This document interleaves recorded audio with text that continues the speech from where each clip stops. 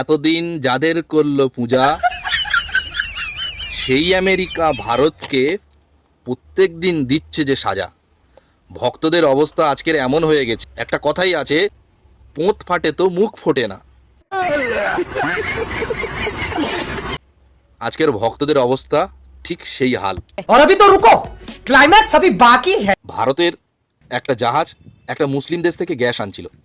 যে ভক্তরা মুসলিমদের একদিকে বলছে যে তোমরা মুসলমানদের জিনিস খেও না, ইউজ করো না, নিও না, সেই মুসলিম জাতির দেশ থেকে গ্যাস আসছিল, ভারতকে তবুও সাহায্য করছে আমাদের ভারতবাসীর উপকারের জন্য। আর সেই জাহাজকে প্রথমত অ্যাটাক করলো কে? আমেরিকা। গতদিন অ্যাটাক করলো, 25 জন সেনা ছিল। জাহাজটার অবস্থা দেখে নি, কি অবস্থা, পুরো তছনছ অবস্থা হয়ে রয়েছে। এটা আমাদের ভারতীয় জাহাজ, আর এই অ্যাটাকটা কে করছে? আমেরিকা।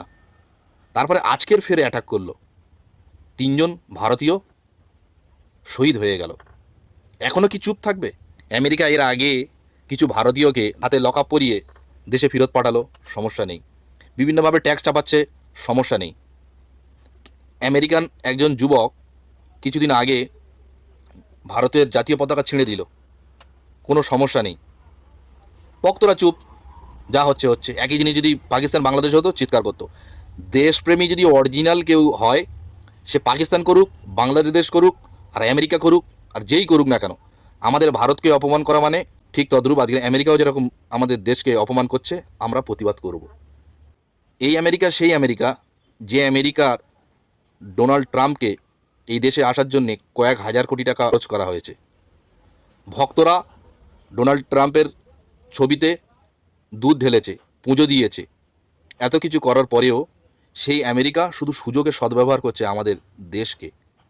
যে এত অপমান করছে, এখনও কি আমাদের তার পুজো করা উচিত? আমাদের কি গর্জে ওঠা উচিত নয় কি? এইভাবে কতদিন চুপ করে থাকবে? हमको ये भी पता चला है और ये हमको जानकारी है कि जहाज के बीच और अमेरिकी नौसेना के बीच उनके बीच वार्तालाप हुई इस घटने से पहले। इस जहाज पर 24 भारतीय नागरिक कार्यरत थे।